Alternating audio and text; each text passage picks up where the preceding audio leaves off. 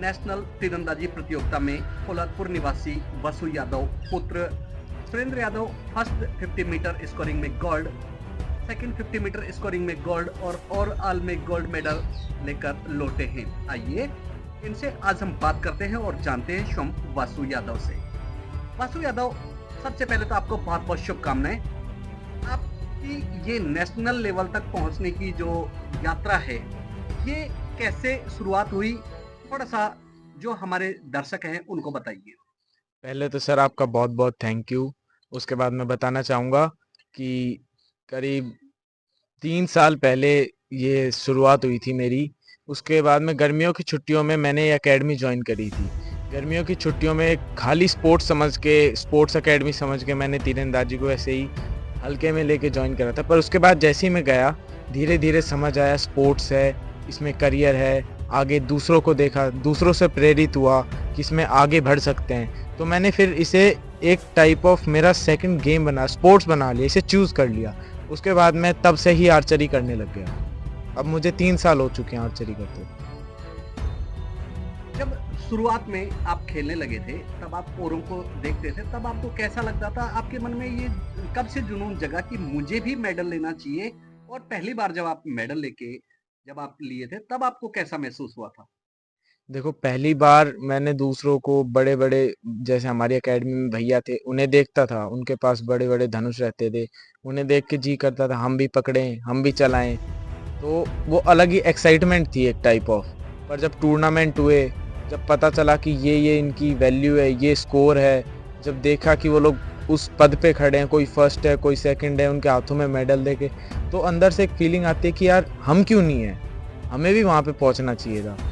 तो उससे एक अंदर ही भाव पैदा होते हैं। उसके बाद अगली साल हमने मेहनत करी और फिर डिस्ट्रिक्ट लेवल पे मैंने भी पहली बार ब्रॉन्ज मेडल जीता।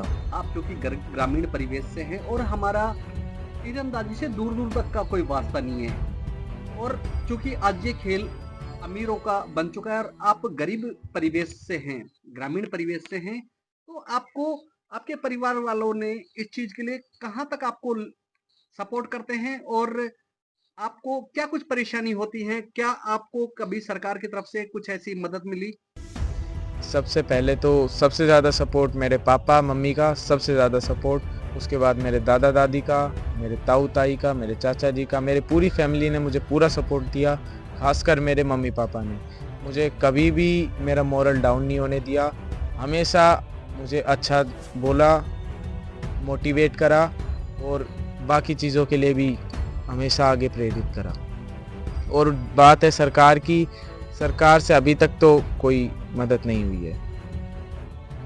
आप नेशनल लेवल पर अभी गोल्ड लेकर लौटे हैं, आपको कैसा महसूस हो रहा है? और जो युवा आज नशे की ओर अग्रसर हो रहा है, तो आप उनको क्या संदेश देना चाहेंगे? और जो इस खेल में अपना भविष्य देखते हैं, उनके लिए आप क्या संदेश देना चाहेंगे? सर, पहली बात जो आपने सवाल पूछा कि मुझे कैसा लग रहा है, मैं पहली बार नेशनल लेवल टूर्नामेंट पे गया था। तो पहले तो मैं घबराया हुआ था, पर मेडल आया, बहुत खुशी हुई। खुशी बहुत ज़्यादा हुई, मतलब बहुत ज़्यादा एक्साइटमेंट है। उसके बाद मैं बताना चाहूँगा कि ये खाली स्पोर्ट्स नहीं है, ये एक टाइप ऑफ कइयों का करियर बन चुका है। लोग दिन रात मेहनत करते हैं इस चीज़ के लिए, जब ही सफल होना पड़ता है। तो मैं चाहूँगा बाकी सब, जैसे दारू और कोई नशे से अच्छा है आप लोग स्पोर्ट्स कीजिए। आप देख रहे थे हमारे साथ वसु यादव, जो अभी हाल ही में गुजरात के नाडियाद से गोल्ड मेडल लेकर पहुंचे हैं, और जो युवा पीढ़ी को नशे से दूर रहने और खेलों की तरफ लौटने के लिए संदेश दे रहे हैं। और अब इनके जो पिताजी हैं सुरेंद्र जी, इनसे भी हम बात करेंगे कि अभी फिलहाल ये नेशनल लेवल पर खेलने के बाद अभी इनका हाल ही में खेलो इंडिया में चयन और हुआ है। तो आप राजस्थान से इकलौते खिलाड़ी, ऐसा मुझे पता चला है कि आप इकलौते खेलो इंडिया की तरफ से जा रहे हैं, आपको कैसा लग रहा है? और बाकी आपकी क्या कुछ तैयारियां हैं खेलो इंडिया को लेकर? सर, सबसे पहले तो मैं अंडर 17 वर्ग कंपाउंड में इकलौता खिलाड़ी हूँ और इसमें मेरी तैयारी सिर्फ मेरे कोच सोमेश शर्मा कराते हैं। बाकी उन्होंने ही प्रेरित करा है मुझे इस गेम के लिए, वही इतनी आगे तक लाए हैं, उनके ही सपोर्ट से हुआ है जो हुआ है। अब जो है आगे भी मेहनत करेंगे, अब तक मेहनत करी है, बाकी सब भगवान भरोसे। आगे टारगेट क्या आप? अपना आगे टारगेट अभी तो खेलो इंडिया है, इस साल का क्या है 10th है, बोर्ड भी है, पढ़ाई भी करनी है। बाकी अगली साल से हम अच्छे से ध्यान देंगे आर्चरी पे। पोलादपुर निवासी वसु यादव अभी और ऑल में गोल्ड मेडल के साथ ही 2 मीटर स्कोरिंग और फर्स्ट 50 मीटर स्कोरिंग में गोल्ड लेकर लौटे हैं। हमारे साथ हैं वसु यादव के पिताजी जो ग्रामीण परिवेश से हैं। आइए हम बात करते हैं सुरेंद्र यादव जी से। सुरेंद्र यादव जी, सबसे पहले आपको बहुत बहुत शुभकामनाएं। आपके पुत्र वसु यादव अभी हाल ही में गोल्ड मेडल लेकर लौटे हैं, तो आप जो युवा पीढ़ी है जो खेलों की तरफ जो झुकाव है रखती है, उनको आप क्या संदेश देना चाहेंगे कि वो अपना कैरियर किस प्रकार से बना सकते हैं? पहले सर मैं आपका थैंक्स करना चाहता हूँ और मैं ये कहना चाहता हूँ कि आजकल बच्चे क्या है कि मोबाइल की लत, नशे पत्ते की लत, ऐसे मतलब बच्चे दिशा भ्रमित हो रहे हैं। तो 2-3 साल पहले की बात है, ये हम ऐसे नीमराना से गुजर रहे थे, तो वहाँ एकेडमी चलती है, सोमेश सर जी जो चलाते हैं, वो बहुत अच्छे कोच हैं। तो उधर से गुजरे तो देखा तो यार ये क्या है, ये करके देखें। तो बोले पापा जी मैं ये करूँगा। यार देख सही है। तो इनके विचार बन गए उसके बाद में, और ये फिर दच्चित होके और इसमें फिर खेलने लग गए। वहाँ से फिर उसकी शुरुआत होगी। और मैं तो यही सलाह दूंगा बच्चों को कि फ़ोन के बजाय नशा, जो भी कुछ किसी प्रकार का नशा है, उसको छोड़ के खेलों में ज़्यादा ध्यान देना चाहिए। वो बच्चे बहुत आगे जाएंगे और हमारे गांव का, हमारे लोगों का, सभी का बहुत ज़्यादा सपोर्ट है और लोग बहुत ज़्यादा खुश हैं। आप क्या संदेश देना चाहते हैं?